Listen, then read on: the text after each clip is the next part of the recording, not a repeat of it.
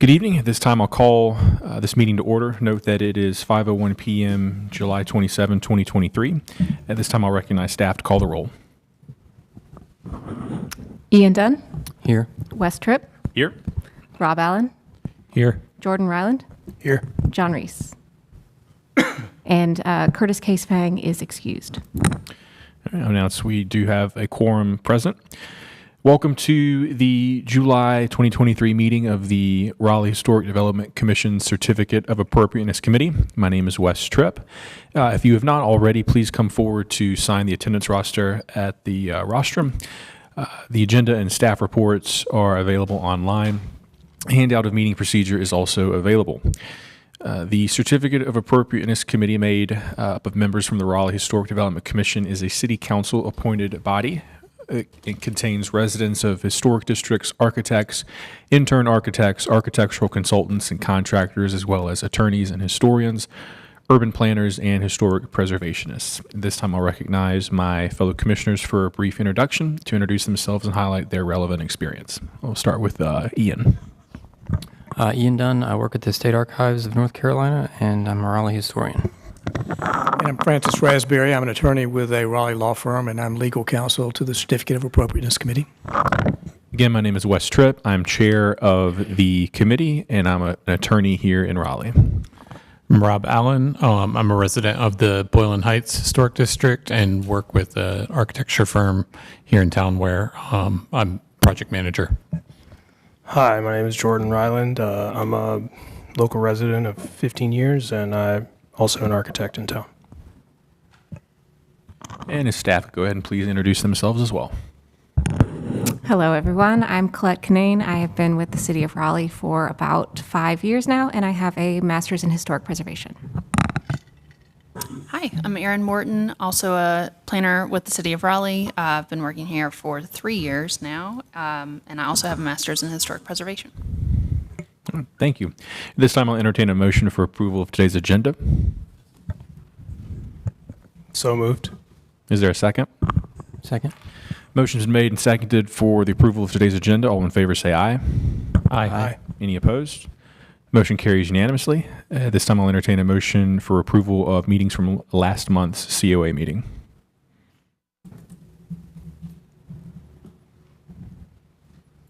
So moved.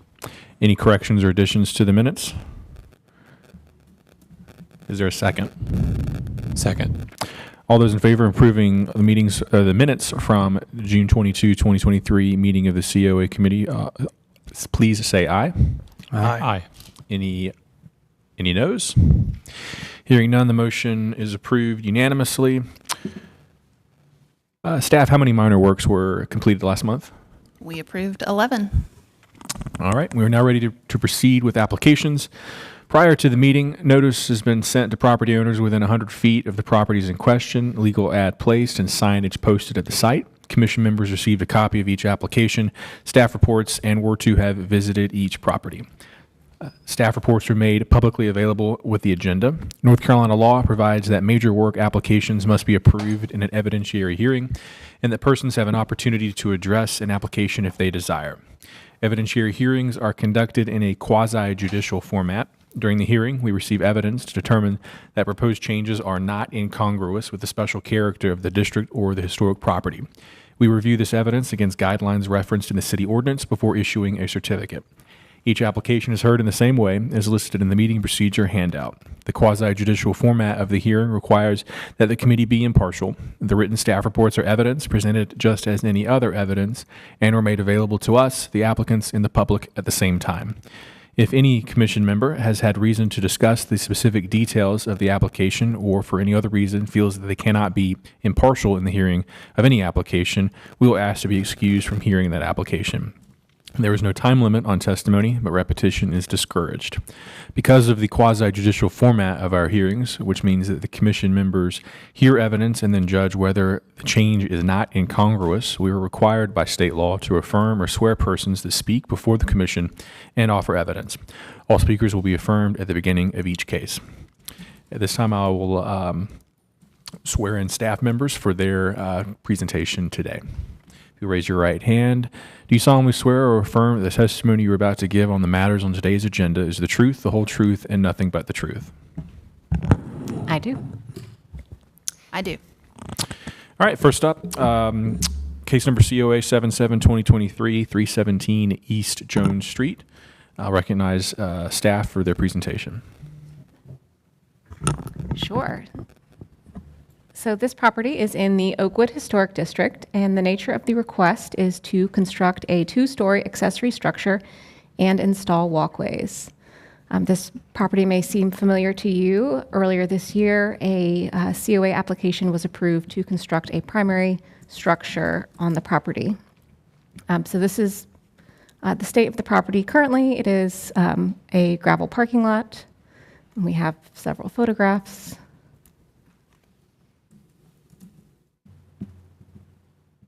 The staff concerns, as noted in the staff report, were that several details were not provided. Some of those include material and specification details, walkway dimensions, and landscaping details.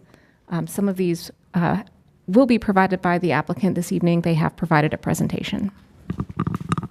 All right, this time I'll recognize the applicant and anyone who will be presenting on their behalf to come forward. Please state your name. Good afternoon. My name is Stephen Gamble. I'm an attorney at Ragsdale Liggett, and I represent Copernica Properties, the applicant. At this time, I'd like to hand over the floor to Stuart and Nick from Copernica, who will provide some testimony with regard to their plans for the property. Great. First up, we'll just go ahead and have you all come forward and we'll swear you in. If you just state your name for the record, please. Nick Roberts. And Stuart Cullinan. great. Go ahead and both raise your right hand. Do you solemnly swear or affirm the testimony you're about to provide is the truth, the whole truth, and nothing but the truth? Yes. Great. Thank you. You can proceed. Automatically uploaded, so if you just scroll. Perfect. Thanks. Okay, this is our application for an accessory structure where we previously had presented to you guys for the primary structure at 317 East Jones.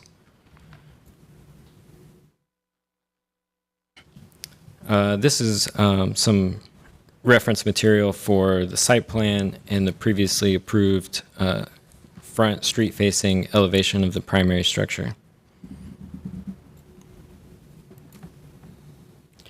This was part of our historic analysis of the site.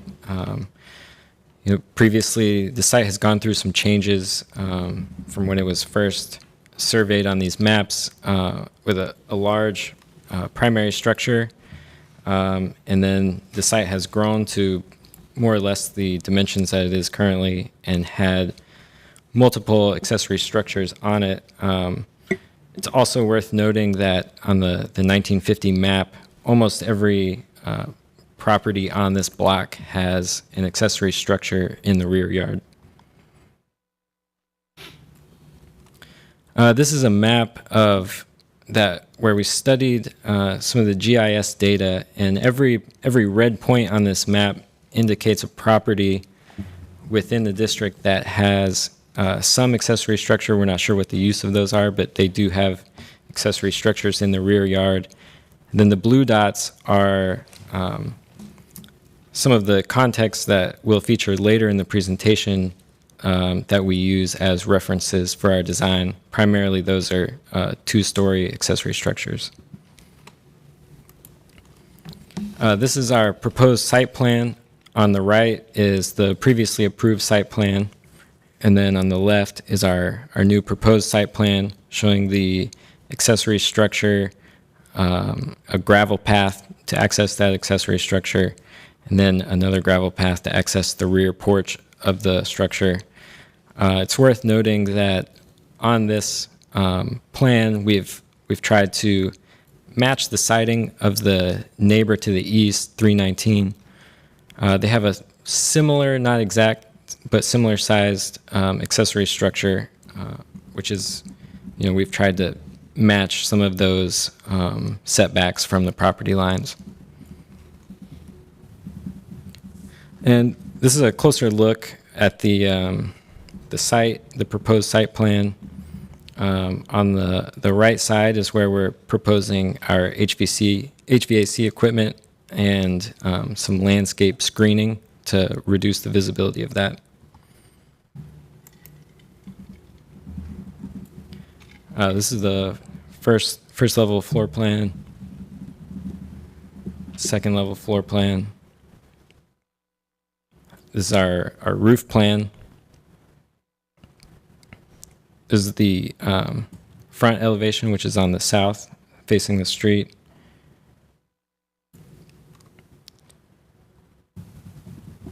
This is our right side elevation. Rear elevation showing the porch. And then finally the left elevation. These are a couple properties that we noticed that have gravel. They use gravel for their paths, in this case driveways and walking paths. In our case, the only kind of pathways that we're adding are walking paths. We're not proposing any additional parking or anything of that nature. This was our analysis of the built mass and built area, and we have the previously approved plan showing approximately 50% for each one, and then showing how this new accessory structure and the landscape paths only show an increase of about 3% to each, showing that we're still kind of at the low to mid-range for each one relative to the area that we studied, which are a block or two in each direction. And these are some analysis of the proposed design relative to some of the other structures in the district. We're trying to focus on a simple gable roof, which we've simplified from our previous submission. So now it's a 612 roof, which is the same slope as the primary structure, and a simple gable.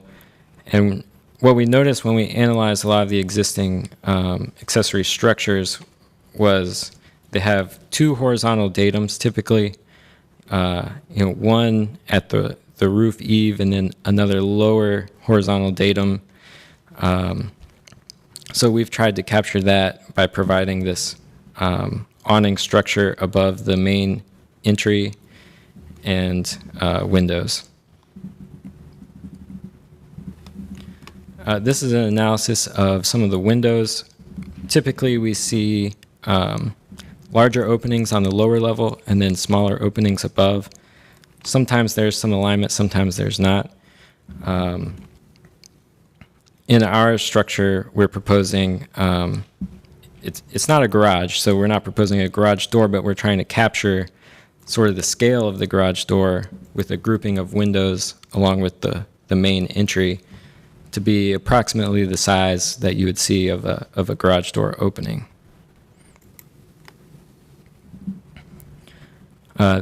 These are a few diagrams showing the approved primary structure on the right, matching that roof pitch, as well as the primary structure had a rigid vertical alignment between all the windows, and so we've tried to carry that through as much as possible on this accessory structure. And this shows the relative height of the accessory structure and the visibility of it. This is the front elevation of the previously approved primary structure. And then behind that is the accessory structure, and accounting for some of the grade change, which is not drastic. It's about 5 feet between the primary structure and the accessory structure. So this kind of shows kind of the street presence of that. We didn't show any of the trees and vegetation, just so that it was more clear. These are some of the details. A lot of the details are the same as the primary structure. The window and door, head and jamb details are the same. Porch railing details are the same. The column details we've simplified relative to the primary structure to kind of help provide some context for the secondary nature of accessory structure, where the primary structure has larger round columns, the accessory structure has just simple 6x6 columns with some simple trim at the top and bottom. This is a summary of the proposed materials. More or less, they're the same as the primary structure, which is consistent with what we've seen of other accessory structures in the district. The paint color, we haven't selected the paint color. That's something we'll work with staff on, but most likely it's going to be the same as what we end up using on the primary structure. This is our tree protection plan, as well as our material storage. The material storage is primarily going where our parking area will be, which is already an existing gravel area. And then the bulk of the tree protection is on the east side of the property. But we are planning on keeping most of the vegetation. It's just not trees on the other property lines. This is a landscape plan which we've added for the presentation, where we've started to select some of the plantings as well as the dimensions of the walkways. So we're proposing a 5-foot wide gravel primary path to the structure, and then that secondary path to be 3 feet wide, and then some evergreen plantings to help screen some of the HVAC and provide some foundation material. That's the end of the presentation. All right, thank you. Are there any members of the public who wish to speak in support of the application? Any members of the, I'm sorry, I was getting ahead of myself. Hi, Chris Crew, 306 Elm Street. I'm on the fence, so you're okay. All right. Well, before you begin, let me Yes. swear you in. Please raise your right hand. Do you solemnly swear or affirm the testimony you're about to provide is the truth, the whole truth, and nothing but the truth? I do. Thank you. Okay. First, I wanted to just recognize Stuart's effort in reaching out to the neighbors and working on the details of this project. The heartburn that lingers with me has to do with runoff, and I know that's outside of your lane, but it is an important consideration, and it is a historic preservation issue, because every drop of water that gets off of this lot, whether it goes in the street in front of it or into the parking lot of the medical society behind it, enters into the pipe that has contributed to the great sinkhole of Oakwood and resulted in the loss of a contributing structure. So I'm an English major, not an engineer. I have an engineer scale, and I am a certified floodplain manager for 25 years, so I know a little bit about water moving through the environment. Every time it rains an inch on this property, something over 3,800 gallons of water is going to go somewhere. That's a lot.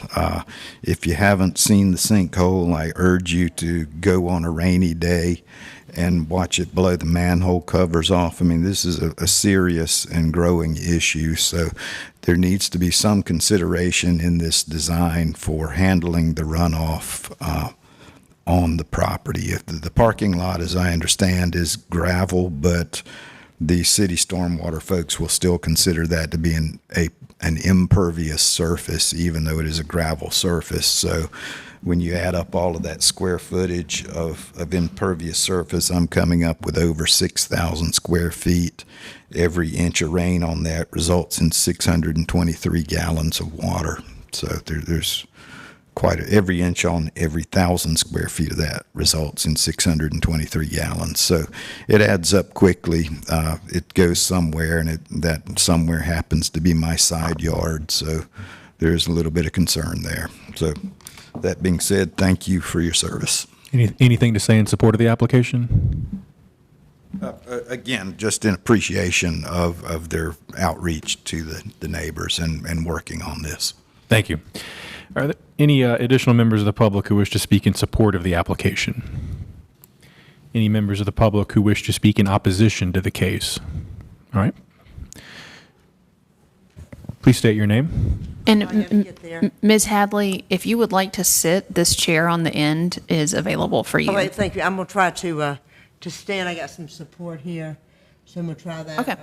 Sure. If that didn't work, I will certainly get over there. All right, Ms. Okay, Ms. my Hatley, name- please raise your right hand. I'll raise it, yes. Do you solemnly swear or affirm the testimony you're about to provide is the truth, the whole truth, and nothing but the truth? I deal with truth, yes. Thank you. Thank you. Okay, my name is Diane Hadley. Number one, I just got into this horse and pony show because my husband's been very ill and he didn't share these things with me, and I just became aware of it. I knew that something was happening, but I didn't know we were quite far along as we are, okay? Ma'am, could you speak into the microphone, please? Yes, Thank sorry. I knew something was happening, but I didn't know how quite far along we were, because my husband has been very, very, very ill, and stuff at the house is stacked that much, from here to here to here, so I was not aware of what was happening. Okay, first, I don't really understand, maybe I'll find out later, what this auxiliary building is. You know, I don't know, I just, maybe, I was given some information on my email this afternoon. I didn't have much time to look at it, but I did, and I was going to print it, but my printer wouldn't work, so I did the best I could to get here. I came with Uber, because my daughter was so busy with my husband, I could not get here with her. So I don't know what that auxiliary building is, and I don't know what the procedure is for finding out. I guess it's not now. Do we know what it is? Or do we not talk about that? Ma'am, now's the time for you to provide comments in opposition to the case. I'm not going to answer questions for you. Okay. If We can, I can't oppose anything if I don't know what it is. is what I'm trying to We say. can add that the use of the building is not something that gets reviewed as a part of the COA process. So the whole review focuses on the exterior appearance of what's being We don't care what proposed. they do in there, or what they put in there. That is not legally reviewed in the process, right? Okay. ma'am, All right, so this board's purview is to. I understand what it's for now. I got okay. it, sir. I got it. And I appreciate your making me straight. Okay, I'm not going to go on and on and on because I'm not sure I have anything that will help here too much. But my husband and I own 204 North Person Street. I inherited that from my father, Roy Watson. He had an insurance building there for 50-some years, and he paid $87.50 a month. And when he passed along, I inherited it with my husband. We always keep it up to snuff. It's always with Oakwood style and dignity. Oakwood style and dignity. Okay, so we own 204 North Person Street. Now, the reason that's important is because if you go behind Person Street, 204, we also own a parking lot. It's a gravel one. And I suppose we could probably build something on that to put some people in, I guess, or put something in. Anyway, we choose not to do that because that would not be in keeping with, we're sort of cluttered there anyway, okay? So that parking lot is used strictly as a parking lot, and it's kept up for 204, and we also own the building, which I inherited, not happily, my father passed, next door to it, which is, let's see, that's 315 East Jones, okay? And we own that building. And we keep that up as best we can, and we keep in mind how it looks and what's going on there. What's going on there is very important, because I get a lot of people that want to have a tattoo parlor in there, or maybe a beauty salon, which is fine, but it's just not made for that. So we're very aware of what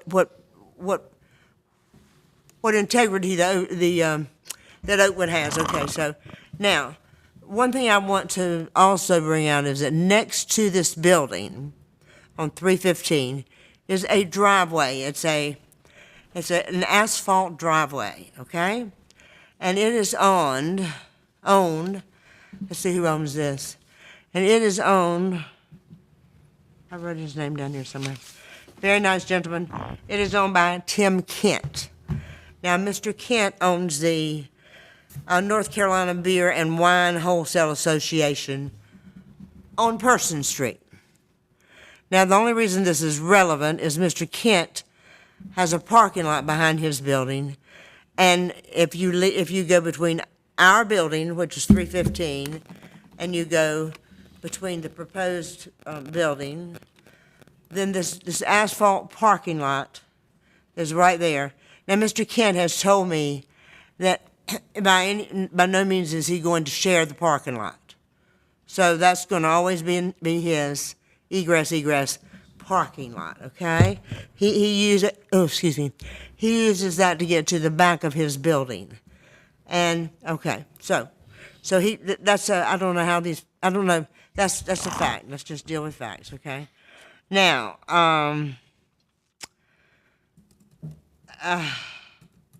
anyway, what I had in mind is I don't believe I could build anything on that parking lot that would provide what we need, and that's affordable housing. Ms. Hatley, could you provide comments in opposition to the application before the committee? I'm getting ready to right now. I'm very much so opposed to it because I got those things written down right here. Sometimes you need a little bit of information before somebody just gets up and talks. So, I'm also an English teacher. Okay. Now, one thing that concerns me is the need to protect the large trees, and it also concerned Mr. Kent.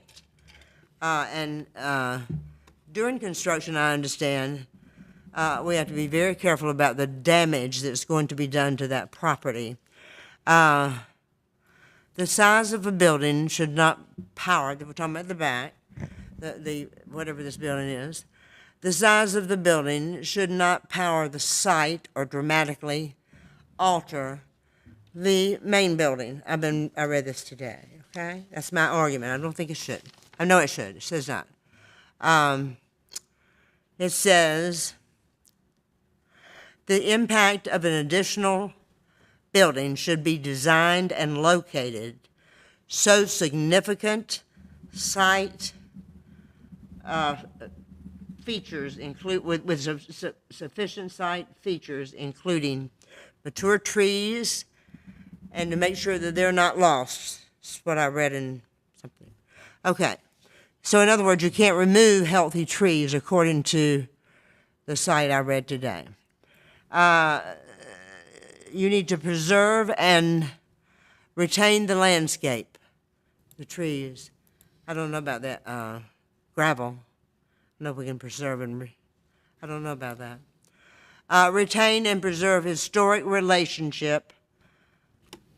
Historic relationship, because it looks like he's got a pretty good, idea about what the main, whatever that is.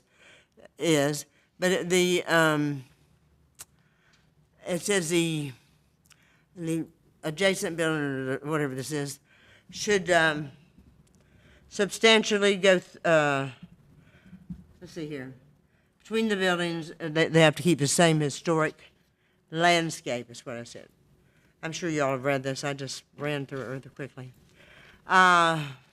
You can't alter the topography of the site subsequently through grading, subsequently, or excavating or filling it up. Now, you can't, it does address something about the drainage here, which the gentleman prior to me said something about. It said, the drainage cannot be relocated. I don't know about this. I'm not really sure what it means. The drainage cannot be relocated. The features, let me read my own license, unless they have specific problems or something. I'm not sure what that was. Okay, I got just a little bit more, if I may. Am I doing what I'm supposed to be doing now? Okay, thank you. It's not appropriate to use heavy equipment or equipment on sites where may disturb the archaeological resources. That's what really bothers me a lot. Okay, compatibility, I think I've already said something about that, but proposed accessory building has to be reviewed for. Has to be reviewed for the location, the ornamentation, like the ornamentation, yes, for scale size. I don't know what your scale size is, but there evidently is a scale size in the bylaws there. Scale size, and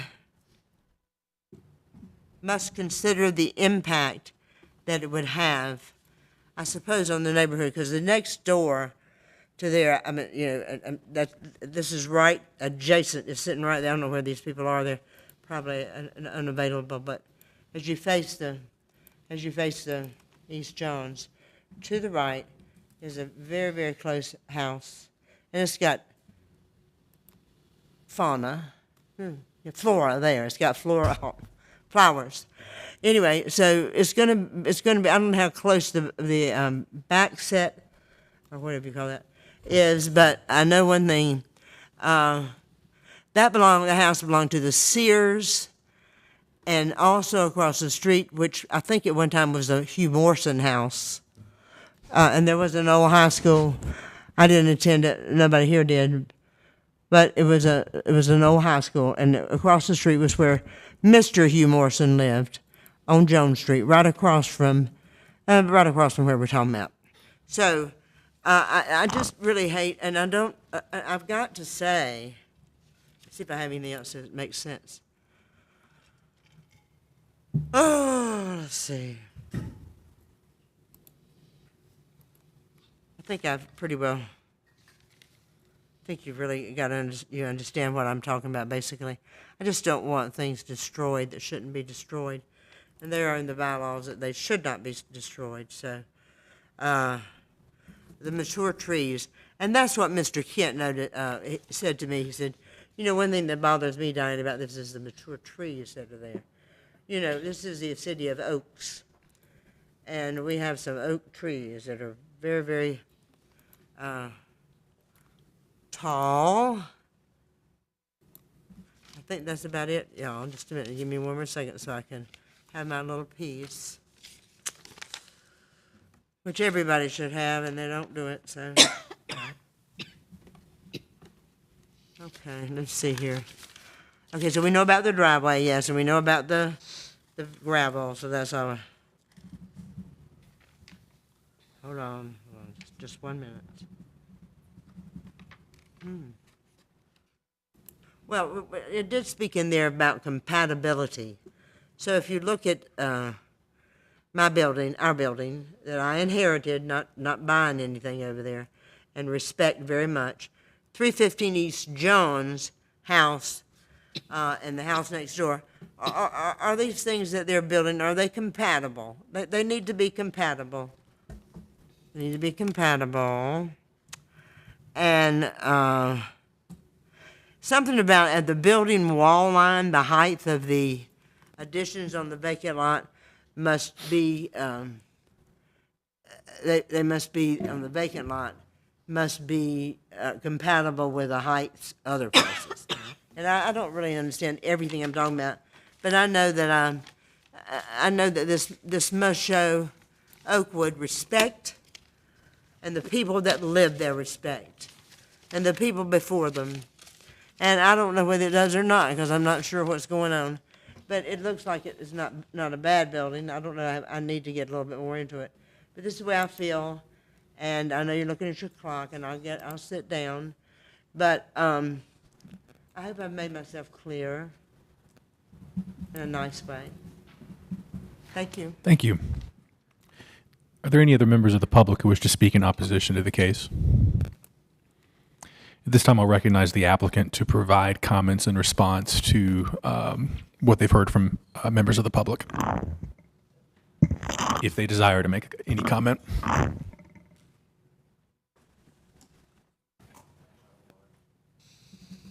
Can I respond to that? Yes. Yeah, so in order, appreciate your comments, Chris Crew and Ms. Hadley. As it relates to the stormwater runoff concerns, which, I appreciate as well, and, whenever you're one of the last sites to get built on, everybody else is already built, so they're doubly concerned about what you're going to do.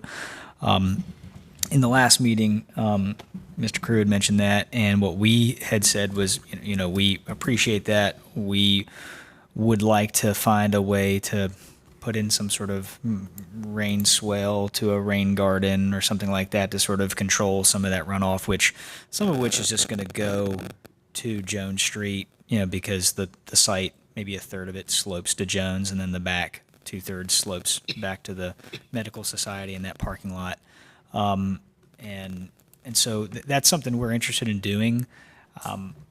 In this particular process with the COA, my only hesitation to say, hey, let's include it as a condition is just, we don't know if that puts us into some sort of very, onerous review process with the stormwater department, and then they get into our sort of, basically engineer a big chunk of our site to accommodate something that was really sort of meant to be, just sort of good neighbor, approach to handling stormwater. But, we're interested in doing that, and would like to plan to do that. So I think that, stepping back, I'm not a stormwater engineer. Right now the site's 85+% impervious. We're bringing it down to in the low 50s. So we're going to make it better than what it is today, we think. So hopefully there's maybe less runoff because it's pretty much a parking lot, but, we'd still like to do better. So if we can put in some sort of rain garden and help, offset some of the water that's going to leave the site, we're interested in doing that. So I think that that's important to us.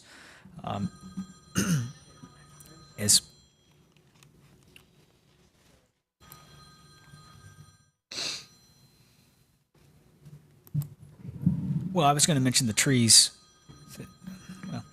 So I think I've spoken to Tim Kent as well, that is appointed, I think, as the president of the NC Beer Wholesaler Association, and he's expressed to me his concern about trying to protect mature trees along that property line. And if you look at the site, I mean, pretty much the whole center is cleared.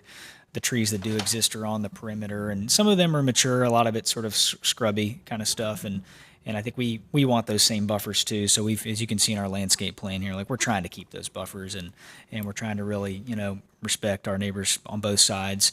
And I think it was a condition in the last, approval that we do need to get an arborist. We do need to kind of check out the critical root zone. So we are going to do that and do as much as we can to protect the trees that are there. Hopefully, and again, I'm not an arborist, but hopefully the amount of impervious that does exist has sort of pushed those critical root zones more toward those perimeters and not sort of to the center of our site. So, again, not the expert, don't have all the information, but I think our intentions are not to flood our neighbors and not to kill a bunch of nice mature trees that we want as well. So I think, I don't know, how to make that more clear, but I think we want the same thing. Great, thank you. This time I'll recognize my fellow commissioners for questions of the applicant.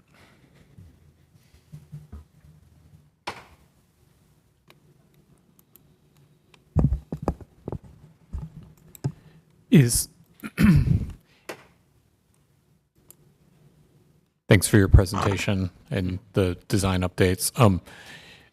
So is the finished floor elevation, could I ask if it's slab on grade, or will it be raised up? I'm just trying to understand the entry condition from outside to in. Right, yeah. I think our intention is for it to be slab on grade. We haven't gone through all the engineering of that yet. There is some slope to the north as we've discussed. It's not a lot, so we think it could be done as a slab on grade, but we'll have to engineer it, but that's our goal. I don't think I have any other questions.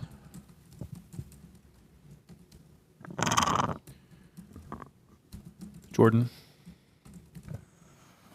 No questions. Ian? Any other questions? All right. This time I'll close the evidentiary hearing. Thank you. You can have a seat.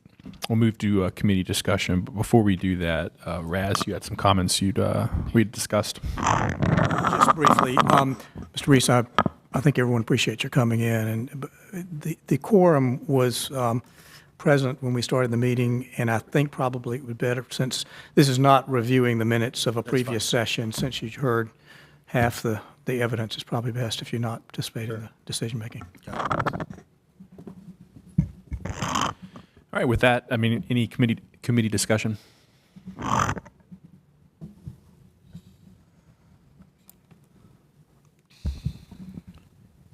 Ian, any thoughts? It looks like a very well-presented application to me.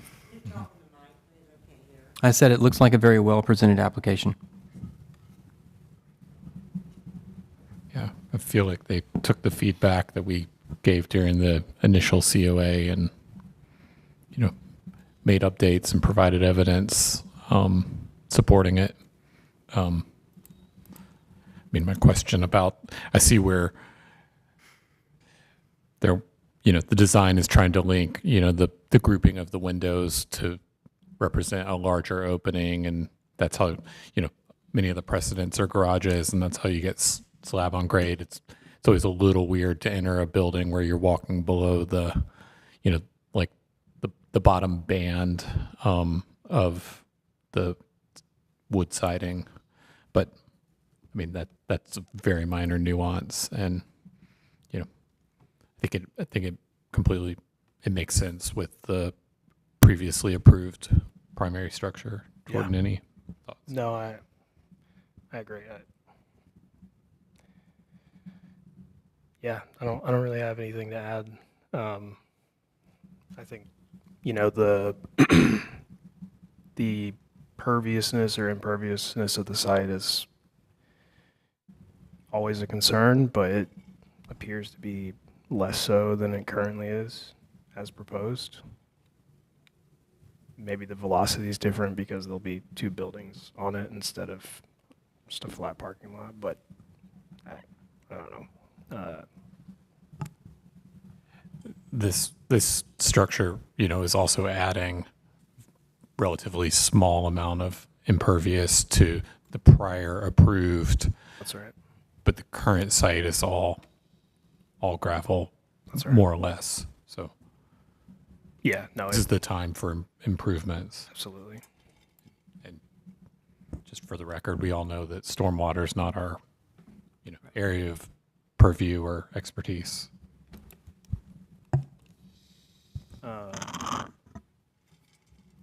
Does anybody want to make a motion? Sounds like you do. I don't want to. I'll go ahead. Based on the evidence presented, including the staff report, presentation of the applicant and testimony, I move that the application for the certificate of appropriateness be approved with the following conditions. One, that the fiber cement or composite trim be painted and installed with the smooth side facing out. Two, that the metal roofing have flat pans with no striations or ridges.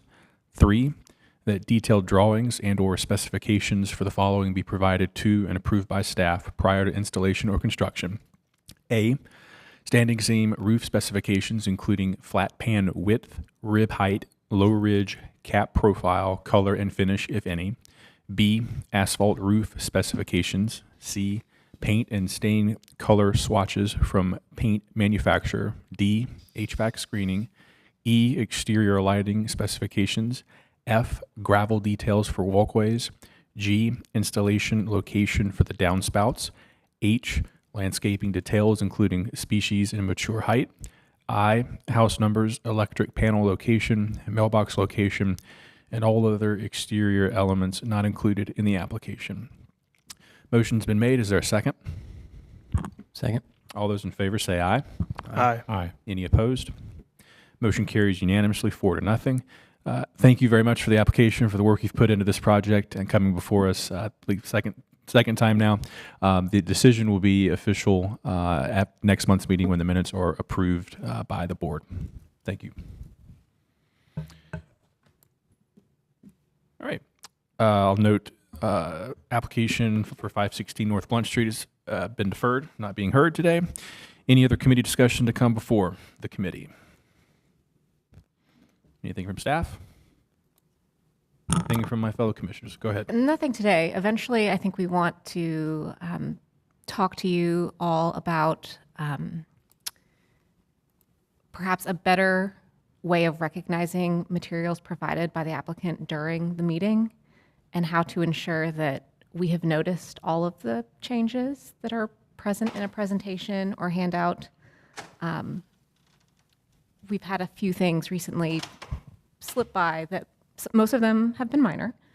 So it's nothing to be concerned about, but things that we didn't notice until we went back to look more closely at presentation materials that you may have wanted to discuss.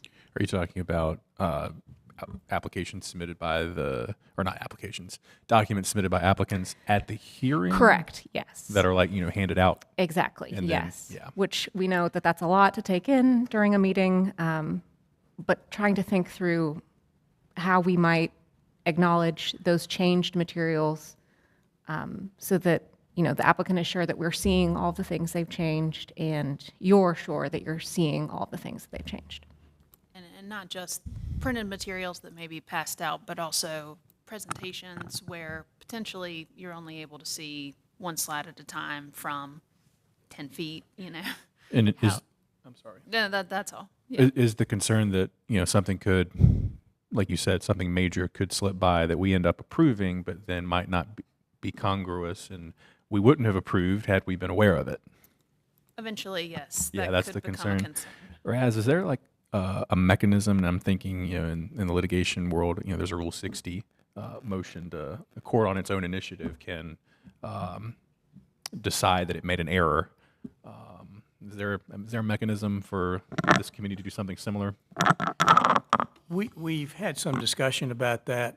I think Catherine Hill and I both have agreed and advised staff that we think that if it's possible to avoid having to take up the findings and conclusions at a subsequent time and to modify the findings and conclusions, the final order, that runs a bit afoul of the whole idea that when the hearing is closed, and when you adopt the order, that's done, and the recourse is to appeal to the Superior Court.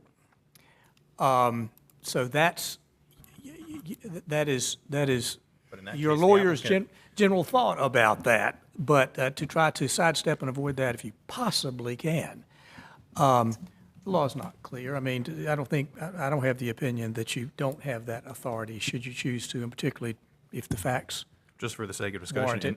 in that case, the application was approved. The applicant wouldn't appeal, so who would have standing to appeal? Well, absolutely. I mean, that's one no harm, no foul response to all this, and you try to be practical. I think there was some lessons learned in a prior case, particularly when major changes in a proposal are presented. It's very important to make sure that there's clarity in the decision-making process and in the wording of the decision. And it's probably there is room for being a little more scrupulous, and I'll take plenty of blame for this, in making sure that as information comes in, it gets identified, formally entered into the record. Probably need to be a little sharper on labeling, reference particular pages of exhibits, reference the name given to an exhibit, rather than speaking in generalities, because there's just a tendency, there's potential for confusion there, both in the decision-making process and also as staff and your lawyers put together a set of findings and conclusions to make sure that it's in sync with exactly what was the action taken. That's, I don't think it requires any kind of radical changes in your procedure or to get, super formalistic about things. But I think probably if you're gonna look for places to improve, probably being a little bit more formalistic and treating the record a little bit more as a court would, that can avoid some ambiguity down the road. I mean, to provide staff an opportunity to review something before it's submitted, I mean, do we say nothing new 24 hours before hearing? Having some kind of, a gatekeeping mechanism like that is possibly worth considering. I know you all have recently adopted new rules of procedure, but. So during the pandemic, when we were virtual, we did have I think it was 72 hours rule that the applicants or neighbors had to provide documents to us, which then we would publish on the agenda so that everyone had an opportunity to see them, since the meeting was virtual and it wasn't possible to pass out materials. I don't know if that would still be permitted once we went back to regular procedure, but certainly that could be something we could explore that would, give everyone a little bit more time to look at everything, which I think is a huge improvement. Rob, it sounded like you were about to say Well, something. I was just going to say, you were asking about mechanisms, and in the world of contract documents and drawings, typically changes are identified with a cloud, something that brings your attention to it. Similar to how, like, written documents, if you have the tracking on, it would redline it. That might be too much to ask, but I think a simple, like, summary, if they're going to provide updated information at the hearing itself, some sort of cover sheet that just says, here are the major changes, and that could be a simple list, and put it on the applicant to provide that clarity. And we could probably evaluate if the list is 50 items long, we might just want to go ahead and defer it because we need more time. But if it's like 3 things, I think that are relatively minor, it's good for us to be able to evaluate that and decide that those are not going to affect our prior knowledge of or time being able to review the case. I think we need to have some flexibility, but just because the applications are so diverse. I think that has some possibilities. I'd be reluctant to use the word major changes because that's a judgment call. Sure. So what they think is minor may not be what we consider minor. And then if we're going to do that, maybe have some sort of caveat that if it's not called out as a change, then it doesn't count. I mean, there's a better way to put that. That was basically what I was about to add to this discussion. I agree entirely, although I think we probably need more brain work on this, perhaps with the attorneys, to determine what legally really is permissible if it makes its way into a drawing and didn't make its way into this cover sheet, which is bound to happen. We have very thorough applicants and first-time applicants, so we just need to think through that some more, I think. Mr. Chairman, if you like, I think it'd probably be fine if staff and the attorneys for the committee get together and try to firm up the defining what the problems are, and then toss out some options for improving procedures, if you like. Sounds good. I like it. All right, any other discussion? Hearing none, meeting is adjourned.